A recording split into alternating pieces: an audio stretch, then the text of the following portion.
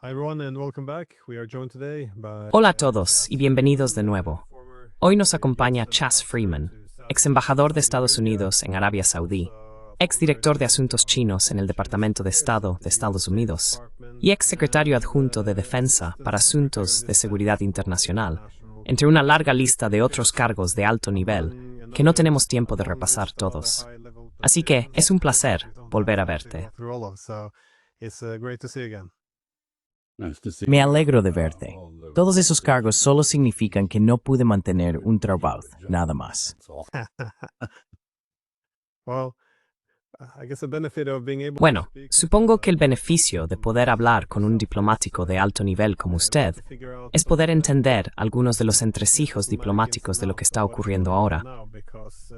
Creo que para mucha gente fue sorprendente lo que sucedió con esta reunión que apareció de repente en Alaska. Quiero preguntarle sobre Alaska, pero también sobre la dirección más amplia de la política exterior de Estados Unidos, porque se reconoce que el mundo se está volviendo multipolar, como ha argumentado Marco Rubio, pero aún no está claro exactamente cómo responderá Washington a esto. Pero de nuevo, empecemos por Alaska, porque esto fue muy repentino. Solo la semana pasada, Trump amenazaba a Rusia para que aceptara un alto el fuego incondicional, que casi se ha convertido en una palabra clave para mantener la guerra en marcha más adelante. Pero ahora habla de negociar un acuerdo pacífico. Se está hablando de intercambios de territorios. No he oído mucho sobre la restauración de la neutralidad de Ucrania. ¿Cómo evalúa usted la situación?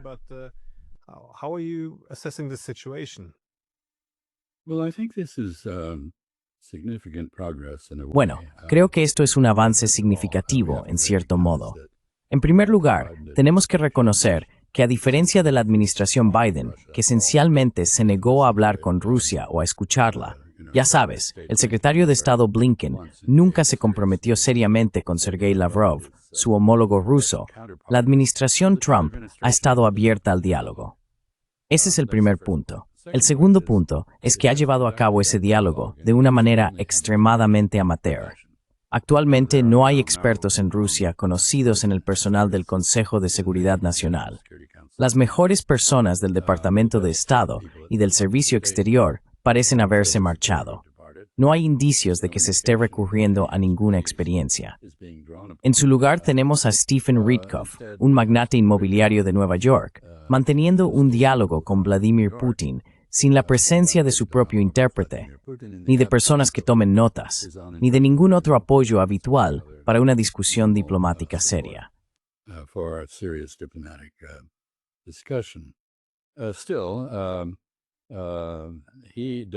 Aún así, parece que ha escuchado lo suficiente y ha hablado con el presidente. Así que ahora, el presidente Trump dice que está dispuesto a escuchar directamente a Vladimir Putin en Alaska, y eso es un avance. Sin embargo, creo que hay que verlo con cierto escepticismo, ya que no hay indicios en los registros de que Trump realmente escuche a nadie. Así que no sabemos en absoluto qué va a pasar. El último punto es, y creo que esto también es saludable, que ahora está surgiendo un reconocimiento, no solo en Washington, sino también en algunas partes de Europa, de que Ucrania ha sido de facto dividida. Es decir, la cuestión no es si los oblasts orientales volverán a Ucrania o si Crimea volverá a Ucrania o no. La cuestión es, ¿qué hacemos con el estatus legal de estas entidades?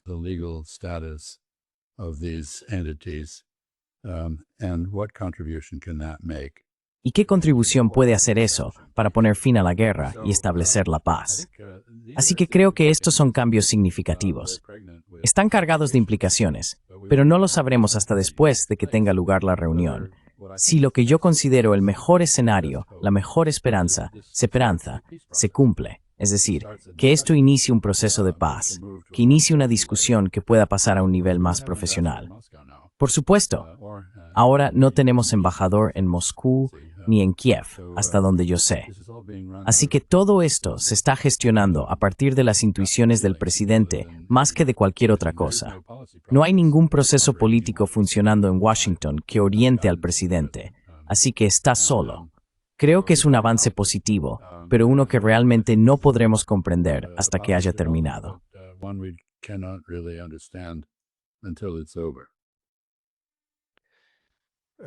What is the objective here? Because ¿Cuál es el objetivo aquí? Porque normalmente uno establecería metas claras. Quiero decir, están allí para firmar un acuerdo, como en las etapas finales cuando se reúnen los líderes estatales, o están allí para iniciar negociaciones, o como algunos han sugerido, simplemente quieren averiguar qué quiere Rusia, porque parece, no estoy seguro de si esto es genuino o simplemente están bajando las expectativas. Pero habría supuesto ya sabían lo que quieren los rusos después de otra vez 6 meses en la administración. Again, 6 months in the administration.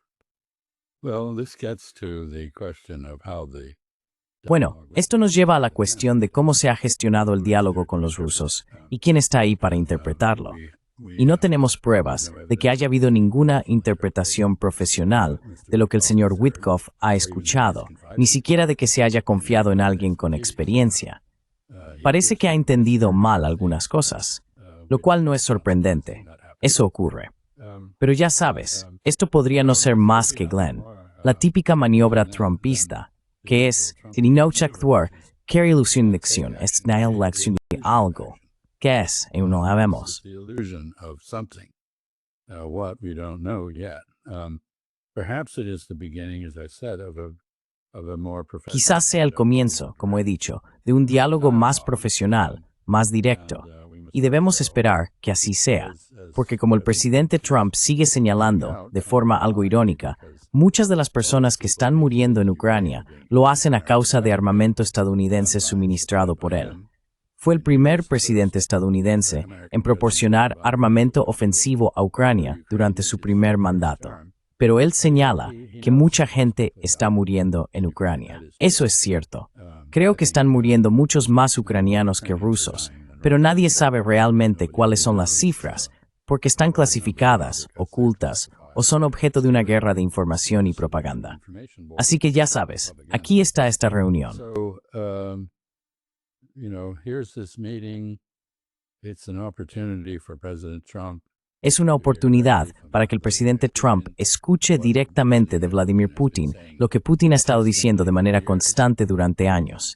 Es decir, que le preocupa garantizar la protección de los hablantes de ruso en Ucrania, quienes de hecho fueron atacados por otros ucranianos en un intento de asimilación forzada, y que ese problema debe abordarse. Y ha decidido que la única manera efectiva de hacerlo es mediante la anexión de las principales zonas de habla rusa. En segundo lugar, que Ucrania no puede mantener una postura antirrusa y prosperar o estar en paz, del mismo modo que Cuba no puede tener una postura antiestadounidense y estar en paz o ser próspera. Existen realidades geopolíticas y Ucrania no tiene otra opción. Exist, and Ukraine has no choice. Like Mexico, it has to have a good relationship with. Al igual que México, debe mantener una buena relación con su vecino más poderoso. Y ahí está ese aspecto. Y luego, en tercer lugar, por supuesto, está la cuestión del lugar de Ucrania en una arquitectura de seguridad europea reorganizada, algo que habrá que debatir más adelante. Creo que estas tres cosas, de hecho, están tan íntimamente relacionadas que no se puede resolver una sin abordar las otras. Y sospecho que eso es lo que el presidente Trump podría descubrir en esta reunión en Alaska. Permítame hacer otro apunte, y es que incluso Volodymyr Zelensky, que ha sido firme en nombre de los ultranacionalistas ucranianos que lo mantienen en el poder, insiste en que Ucrania no cederá territorio. Ukraine will not yield territory. Even he is beginning to talk about territorial swaps. Incluso él está empezando a hablar de franjas territoriales. Creo que hablar de ellas en términos de facto en lugar de jure es, como indiqué al principio, inviable. No funcionará. El cambio de facto ya existe. No requiere un acuerdo para crearlo. Es el resultado de la acción en el campo de batalla. Y la cuestión es, ¿cuánto de ese resultado en el campo de batalla reconoces? Y hay buenos argumentos para reconocerlo todo. Así que veremos qué sale de esto. Mi suposición es que lo que saldrá será un proceso. Espero que sea un proceso de paz, no solo un proceso dirigido a un alto el fuego, que no creo que sea factible sin abordar todas las cuestiones que Rusia ha dicho que están en juego.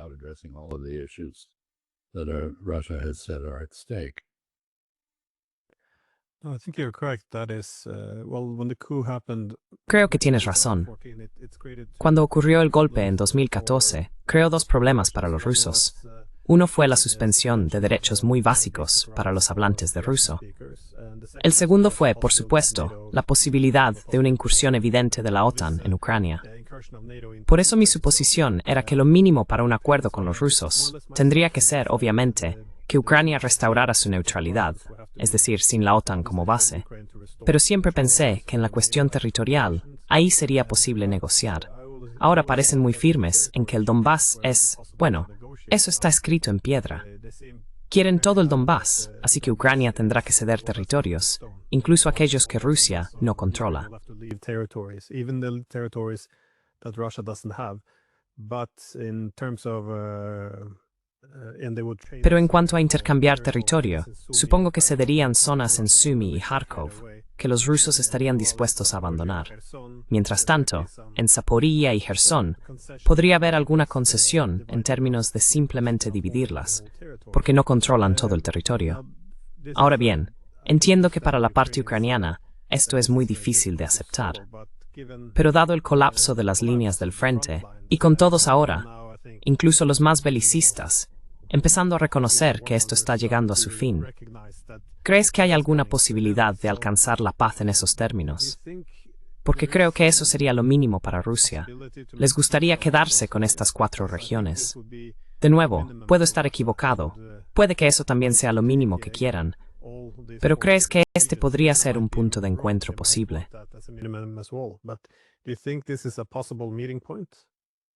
Well, one has to remember that there has been Bueno, hay que recordar que no ha habido negociaciones, así que estas son demandas o propuestas iniciales. Creo que los rusos probablemente son culpables de caer en la trampa de la falacia de los costes hundidos. Han gastado una enorme cantidad de sangre y recursos y han alterado sus relaciones internacionales para abordar este problema. No creo que cedan fácilmente en ninguna de sus demandas, así que esas demandas están ahí para ser negociadas, pero no esperaría mucha flexibilidad por parte de los rusos en lo que respecta a cuestiones territoriales. Creo que debería decir una palabra amable sobre el presidente Zelensky, cosa que no suelo hacer. Pero recordemos que se presentó con un programa de paz y la aceptación de los acuerdos de Minsk. and the acceptance of the Minsk Accords. That was his electoral platform when he was elected. Esa fue su plataforma electoral cuando fue elegido. Muy pronto, fue tomado como rehén por ultranacionalistas ucranianos de Ucrania Occidental y por británicos y estadounidenses, que querían utilizar Ucrania para aislar y debilitar a Rusia. Cuando en realidad aceptó a principios de marzo y abril de 2022 algo que habría restaurado los acuerdos de Minsk y la neutralidad ucraniana, y presumiblemente también habría abordado la cuestión de los derechos de las minorías de forma más amplia, fue inmediatamente desautorizado por Boris Johnson, los británicos y los estadounidenses, con el fuerte apoyo de los ultranacionalistas ucranianos que habían intentado imponer la asimilación forzada, de manera similar a lo que los chinos han estado haciendo recientemente en Xinjiang a otros ucranianos. Xinjiang recently on other Ukrainians. So I think one has to have a bit of a... Así que creo que uno debe sentir cierta lástima por el señor Zelensky. Claramente no tenía intención de verse en la situación en la que se encuentra. Es un actor y ha ofrecido una actuación muy convincente de espíritu indomable, pero al final no tiene capacidad de compromiso. ¿Cuál es la conclusión entonces? La conclusión es que, ocurra lo que ocurra en Alaska, Zelensky probablemente pierda. Es el principal perdedor del evento, porque si acepta algo sensato como los intercambios territoriales que acabas de mencionar, creo que será víctima de sus propios partidarios ultranacionalistas. Y si no acepta, el presidente Trump se alejará de él, dejándolo aún más expuesto en el campo de batalla. Leaving him even more naked on the battlefield. You're absolutely correct. We are seeing now. Tienes toda la razón. Ahora estamos presenciando el colapso del frente ucraniano a medida que los rusos avanzan más allá de las posiciones fortificadas en Ucrania y alcanzan en particular todo Donetsk. Así que creo que, para el señor Zelensky, esto es un desastre. Un último punto.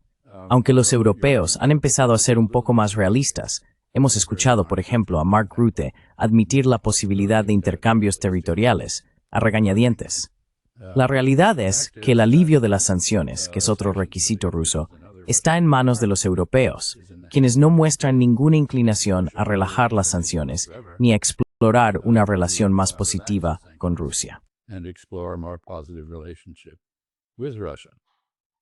So the fly in the ointment is not just Zelensky. Así que el problema no es solo el futuro de Zelensky, sino también la cuestión de si Europa tomará la iniciativa de presentar algún tipo de propuesta para la paz y la estabilidad en el subcontinente, o si seguirá siendo obstinada. En ese caso, sufrirán las consecuencias del colapso ucraniano y el avance ruso, probablemente incluyendo Odessa, lo que convertiría a Ucrania en un remanente mutilado y sin salida al mar de lo que fue. Así que creo que hay mucho en juego aquí, y debemos estar atentos tanto a la política ucraniana y europea como a la interacción bilateral en Alaska. As well as on the bilateral interaction in Alaska. Yeah, well, I think it's a good point about Zelensky. Sí, creo que es un buen punto sobre Zelensky. La gente suele olvidar que él fue una de las voces a favor de la paz. Aparecía en programas de noticias defendiendo en Ucrania que no deberíamos permitir que el idioma nos divida. Yo hablo ruso, ¿saben? Los hablantes de ruso son maravillosos, no hay ningún problema con ellos. Viajó a Moscú, estuvo en la Plaza Roja, argumentando. Estoy aquí en Moscú. La gente no odia a los ucranianos, ¿saben? Todos podemos llevarnos bien. Y condenó a los banderistas por sus rasgos fascistas, mientras defendía que la paz es posible. Con esta plataforma de paz, ganó el 73% de los votos. Y luego, por supuesto, como está muy bien documentado, se enfrentó a estos diferentes, digamos, grupos fascistas, creo que es una forma razonable de definirlos, que amenazaron su vida, y finalmente dio marcha atrás.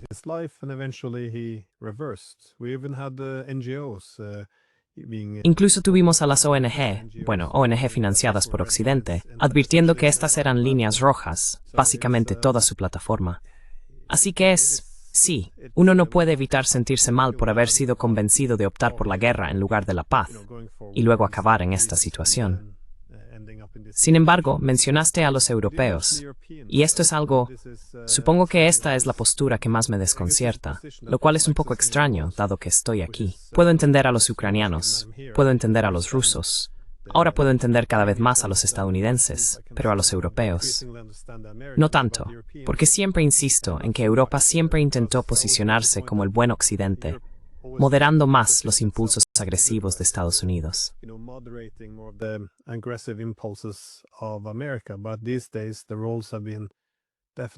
Pero hoy en día, los papeles definitivamente se han invertido.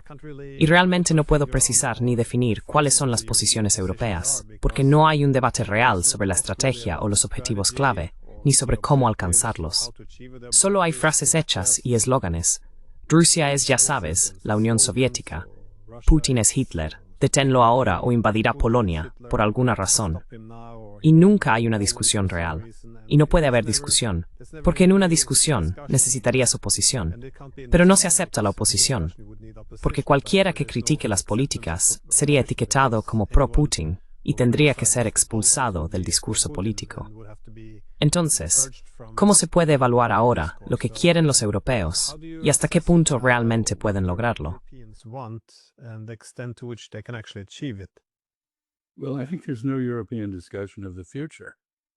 Bueno, creo que no hay un debate europeo sobre el futuro, lo cual es realmente bastante irresponsable por parte de los líderes europeos. Permítame señalar algo. Los banderistas, los seguidores de Stepan Bandera, controlan Ucrania, controlan al presidente Zelensky, controlan la posibilidad de paz con Rusia, controlan las relaciones de Ucrania con Polonia, donde, por cierto, hay algunas personas valientes que ahora están defendiendo el realismo respecto a las relaciones con Rusia. Es decir, los polacos, que quizás eran los más visceralmente antirrusos de todos los europeos, reconocen que necesitan, por un lado, armarse contra Rusia, que necesitan confiar en otros europeos para apoyar su defensa, pero también parecen empezar a reconocer que necesitan tener una relación decente con Rusia en su propio interés. You don't see that elsewhere in Europe very much.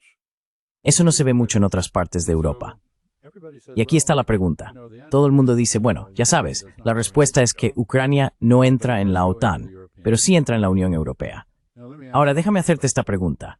¿Aceptarán los franceses la agricultura ucraniana dentro de la política agrícola europea? Eso es siquiera posible. Pero más importante aún, ¿aceptaría Europa a un Estado miembro gobernado por banderistas, por los herederos de Stepan Bandera, los aliados de las SS alemanas? Creo que esta es la verdadera pregunta. Nadie la afronta, porque la respuesta al problema de la negación, en lugar de reconocer que es un problema. Rather than acknowledgement that it is a problem. So Europe actually conceivably does share an interest. Así que en realidad Europa podría compartir un interés con Rusia en cambiar la orientación ideológica de Ucrania, algo de lo que quizá la gente debería estar hablando. Si la respuesta para Ucrania es integrarse en el resto de Europa occidental, en Occidente, si se quiere, entonces no puede hacerlo si profesa valores que son propios del fascismo. Y no es injusto utilizar esa palabra en este contexto. Así que creo que la decepción radica en el silencio, en la inacción de los países europeos respecto a su propio futuro y al futuro de su propio subcontinente, porque es un subcontinente, no un continente, pese a lo que digan los griegos. Forma parte de Eurasia y no puede escapar de esa relación. ¿Va a limitarse Europa a ser un elemento perturbador? Por el momento, eso es lo que parece. At the moment, that's what it looks like. Sí, la postura también es muy extraña. Exigen formar parte de las negociaciones y de un acuerdo diplomático, pero no quieren hablar con Rusia. De nuevo, es una contradicción, pero nadie quiere abordarla, porque toda la idea de no hacer diplomacia, boicotear la diplomacia, es tan radical, pero ahora la acepta todo el mundo.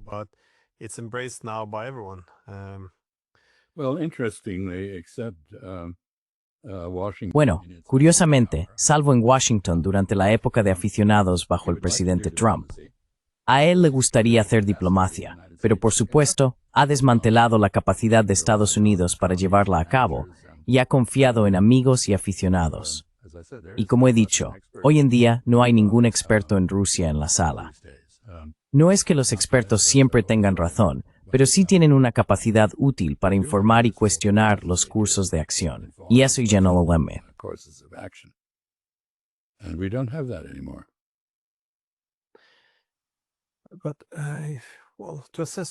Pero para evaluar lo que va a suceder en Alaska, cada vez que hablamos de las relaciones entre Estados Unidos y Rusia, esto encaja en una cuestión más amplia sobre, supongo, el orden mundial. Tras la Guerra Fría, Estados Unidos apostó por la seguridad a través de una paz hegemónica, es decir, contener a China, Rusia y en general a todos. Pero ahora las realidades multipolares no pueden ignorarse. Me interesa saber cómo crees que es probable que Washington responda a esto. Pensé, dado que has trabajado con Kissinger y también en diplomacia, ¿cuáles eran tus opiniones? Porque tengo como 3 hipótesis diferentes. Es decir, o bien continuar haciendo lo mismo, contener a Rusia, China, contener a todos.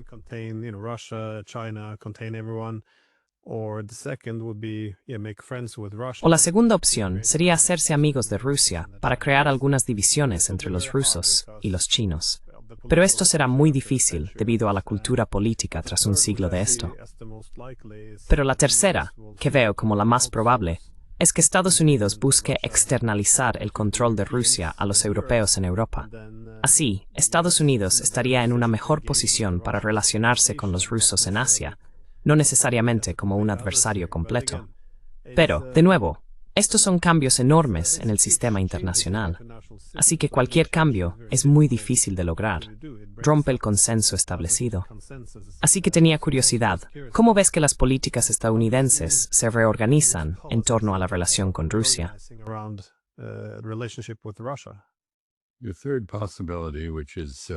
La tercera posibilidad, que consiste en que Estados Unidos intente delegar en Europa la contención de Rusia, mientras se centra en contener a China, es precisamente lo que defienden algunos de los profesionales de la política exterior y pensadores estratégicos de esta administración. Por ejemplo, Elbridge Colby, quien ha sido subsecretario adjunto de Defensa para Estrategia y Desarrollo de Fuerzas en el Departamento de Defensa, ha sido muy claro en su defensa de esta postura. También es partidario de reducir la presencia y el compromiso estadounidense en Asia Occidental, como parte de una estrategia para centrarse en el auge de China. Así que, efectivamente, esta es una corriente de pensamiento en Estados Unidos. Pero no hay ninguna evidencia de que el presidente Trump comparta este punto de vista.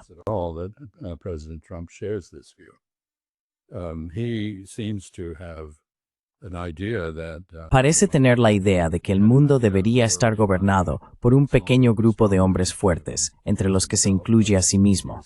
Respeta a Vladimir Putin por su crueldad y poder, y siente lo mismo por Xi Jinping en China. En un momento dado, parecía que sentía algo similar por Narendra Modi en la India, pero resulta que cree que puede intimidar a la India, así que está intentando hacerlo. No puede intimidar a China y sabe que no puede intimidar a Rusia. Así que hay dos visiones en competencia, una de las cuales es claramente global. Creo que el mundo está muy interesado en una política multinodal, como yo la llamo.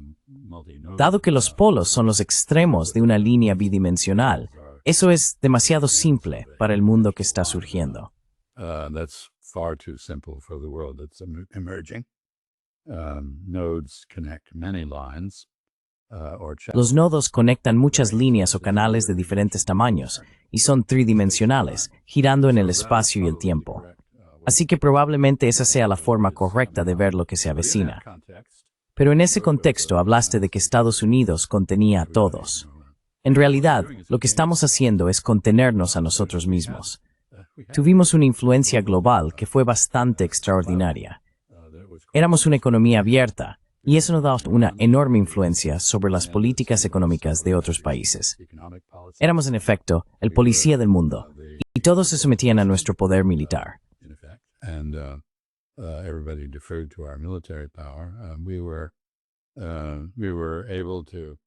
Fuimos capaces de engatusar, presionar o persuadir a otros países para que hicieran cosas que consideraban que no eran particularmente de su interés.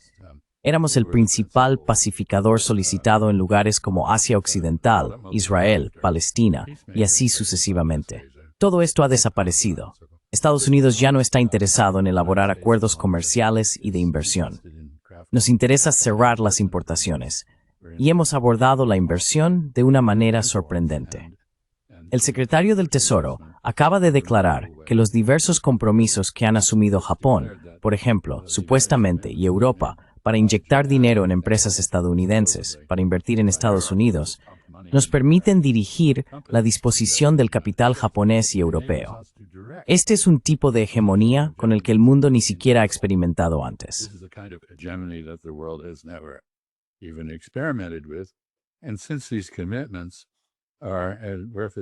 Y dado que estos compromisos valen tanto como el papel en el que están escritos, y no existe tal papel, en otras palabras, son totalmente ficticios, esto es una ilusión.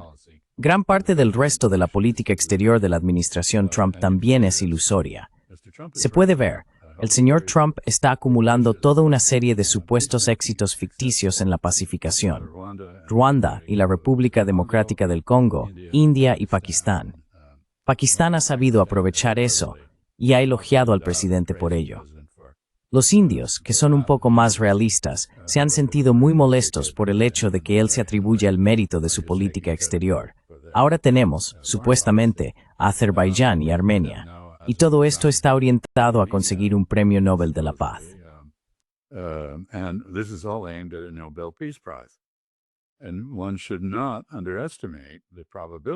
Y no se debe subestimar la probabilidad de que el señor Trump vaya a Alaska con la intención de visitar Oslo en algún momento, y que tenga la idea de que si acumula suficientes éxitos ficticios en la búsqueda de la paz, recibirá el honor que Obama obtuvo sin más mérito que ser de raza mixta.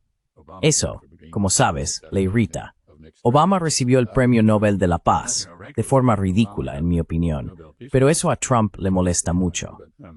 Así que quizá todo lo que está haciendo es embarcarse en una expedición de pesca para ver qué tipo de lenguado puede pescar en el fondo y servir a los todopoderosos noruegos y a sus parientes en Suecia. Sé que los noruegos no tienen en mucha estima a los suecos y viceversa, pero está claro que el señor Trump venera el Premio Nobel de la Paz. Trump obviously reveres the Nobel Peace Prize. Yeah, well, the Europeans, they're strange Bueno, breed of los europeos son una raza extraña, sin embargo, porque realmente resienten a Trump. Quiero decir, si miras los periódicos o escuchas a los políticos, la mayoría en Europa es muy hostil hacia él. También son, ya sabes, de primera categoría en cuanto a servilismo. Es como, este es papá, haremos lo que se nos diga. Pero todo se remonta a que no les gusta, pero piensan que pueden simplemente aguantarlo otros 4 años, y luego todo volverá a la normalidad. Así que solo intentan asegurarse de que no cause demasiado daño mientras esté en el cargo, y asumen que es muy superficial. Así que si le adulan lo suficiente, él los perdonará.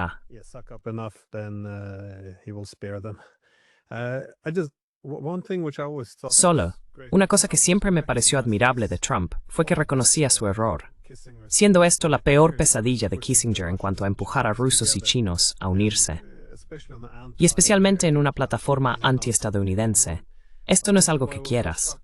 Pero por eso me sorprendió tanto el acoso a la India, porque mi impresión desde la India ahora es que esto está teniendo un gran impacto en la forma en que ven a Estados Unidos. Y fue muy innecesario, porque los indios suelen ser en muchos casos desesperadamente proestadounidenses. Realmente quieren llevarse lo mejor posible con Estados Unidos, no en un sistema de alianzas, sino como una potencia no alineada.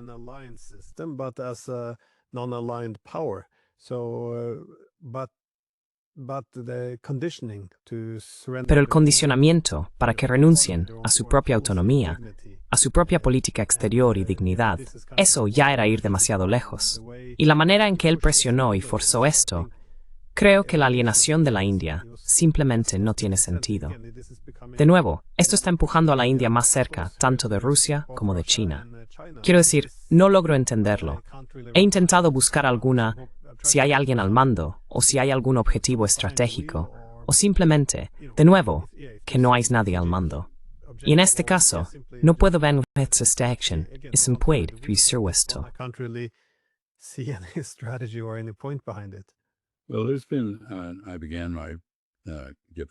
Bueno, comencé mi carrera diplomática en la India y la seguí de cerca. En un momento, de hecho, hablaba bastante tamil, pero ahora no puedo decir que entienda ni una palabra. Pero está muy claro que los indios son un país orgulloso e independiente, que no cederá su soberanía a nadie. Están disponibles como socios, como han demostrado con la Unión Soviética y más tarde con la Federación Rusa, pero no se dejarán intimidar. Y ha habido muchas ilusiones por parte de los estadounidenses sobre la India, basadas en una herencia común de democracia derivada de la tradición británica. Pero la India no sigue una política exterior basada en la ideología democrática.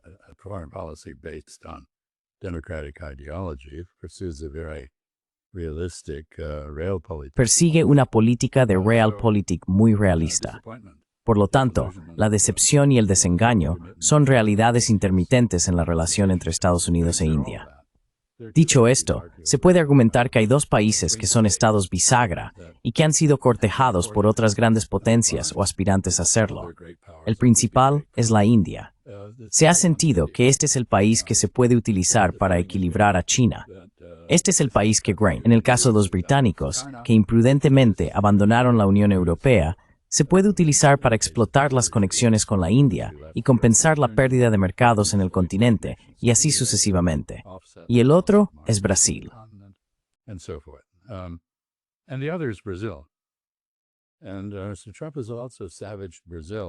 Así que Trump también ha atacado duramente a Brasil por un problema político interno completamente doméstico, que es la situación del expresidente Jair Bolsonaro y las actuaciones del Tribunal Supremo de Brasil.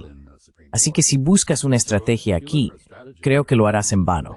No hay estrategia, hay petulancia, hay ambición personal, hay egocentrismo, casi solipsismo, si conoces la palabra, que en su forma extrema es la idea de que la realidad solo existe en tu cabeza, y puedes cambiar la realidad alterando unilateralmente tu visión de ella. Y esta es una característica de los narcisistas, y el señor Trump es claramente un narcisista. Así que no veo una estrategia. Y como he dicho, ya hoy lo que sí veo que está ocurriendo es la aparición de una política multipolar a nivel global, y que Estados Unidos se está conteniendo a sí mismo. And the U.S. containing itself. Or in other words, while the rest of the world is dancing to the drum. O dicho de otro modo, mientras el resto del mundo baila al ritmo de la multipolaridad, por usar esa palabra, Estados Unidos está apartado, bailando al son de su propio tambor y cortando sus relaciones con el mundo, no construyéndolas, quemando puentes, no construyéndolos. Así que esto no es una estrategia, esto es un reflejo de un comportamiento semipsicótico. Quiero decir, una de las características del comportamiento psicótico son los delirios, las alucinaciones, y los tenemos. Lo vimos en la administración del señor Trump, no lo olvidemos. Empezó su mandato atacando a los daneses por Groenlandia, atacando a los canadienses por su independencia, y proclamando que iba a recuperar el Canal de Panamá, aunque el no intervencionismo es la gran bandera de la doctrina de política exterior latinoamericana. Foreign policy dictated a doctrine. Pues, ha nombrado a un secretario de Estado que ha arrasado y desmantelado el cuerpo diplomático que heredó y que en ocasiones propone, y luego, al parecer, se arrepiente, cerrar todas las embajadas estadounidenses en África, a las que el señor Trump quiere calificar de países de mierda. Esto no es un comportamiento racional bajo ningún criterio. Y se puede decir lo mismo sobre las realidades políticas internas, la ilegalidad de la administración, la teoría de que el presidente tiene un poder sin límites. Así que mi punto final aquí, Glenn, es que creo que cualquiera que piense que el daño es reversible, fácilmente reversible o no permanente, necesita reconsiderarlo.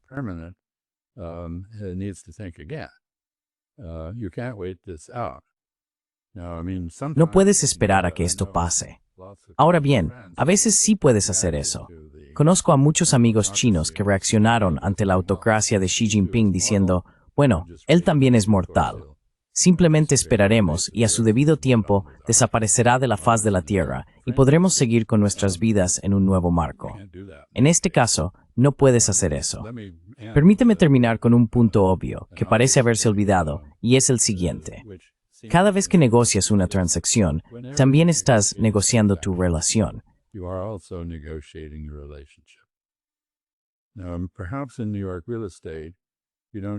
Ahora bien, quizás en el sector inmobiliario de Nueva York no te importe la relación que se establece en un intercambio de propiedades, porque lo que está ocurriendo en Alaska guarda un gran parecido con una operación inmobiliaria. Ucrania está en bancarrota, pero tiene activos reales, así que cambiemos esos activos por una especie de independencia ucraniana. En otras palabras, un intercambio de edificios. Yo tengo un rascacielos, tú tienes un bloque de apartamentos. Simplemente los intercambiamos y quedamos en paz. Esto no es un razonamiento geoestratégico sofisticado. No quiero decir que eso sea todo lo que está en juego aquí, pero no es inverosímil que eso sea todo lo que implique esta reunión. Ya veremos.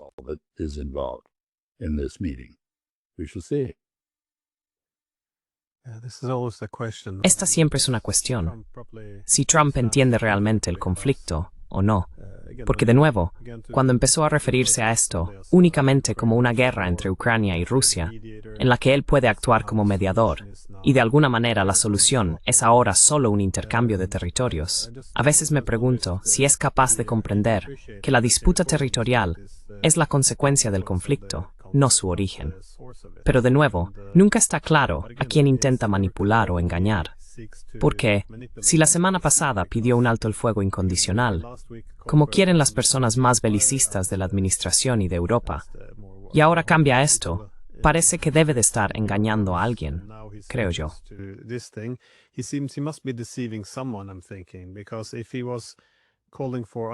Porque si estaba pidiendo un alto el fuego incondicional, era para quitarse de encima a los halcones. ¿O ahora está engañando a los rusos? Porque al principio de su administración, él dijo, ya sabes, lo dijo con Hegseth, que había que aceptar que Ucrania no podía formar parte de la OTAN y que tenía que haber concesiones territoriales. Y luego recibió una gran reacción en contra y se retractó. Así que, quiero decir, o está engañando a su propio sector político, a los halcones estadounidenses y europeos, o está engañando a los rusos. Pero, sin duda está engañando a alguien, aunque no logro identificar exactamente quién. Let me make two comments. First, Permítanme hacer dos comentarios. Primero, la contradicción en el caso de Ucrania es la misma que en el caso de Palestina. Por un lado, somos cobeligerantes. Por otro lado, pretendemos ser mediadores. Bueno, no se puede ser ambas cosas. Hay que ser una u otra.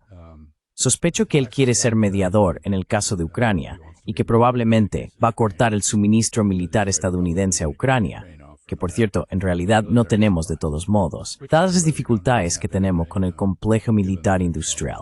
Así que es un comentario. Esto no es algo sin precedentes y no funciona.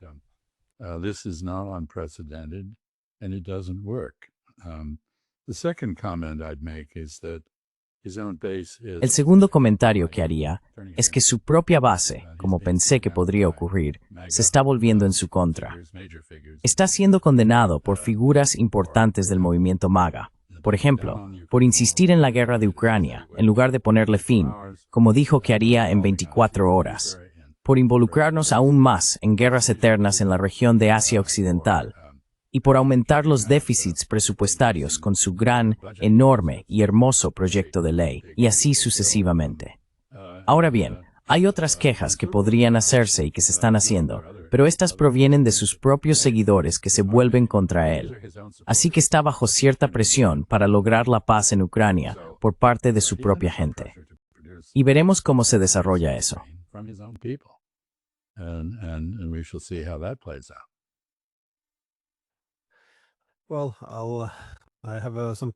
Bueno, tengo un optimismo cauteloso, al menos como mencionaste al principio. Al menos esto es el camino correcto, hablar entre nosotros. Y toda esta idea de que no se debe hablar con la otra parte y que es inmoral discutir sus intereses nacionales. Si podemos superar esto, al menos hay algo de luz al final del túnel. Pero sí, gracias también, como siempre, por tu aportación y por dejarme consultarte. Gracias de nuevo. Bueno, sigue así con el buen trabajo.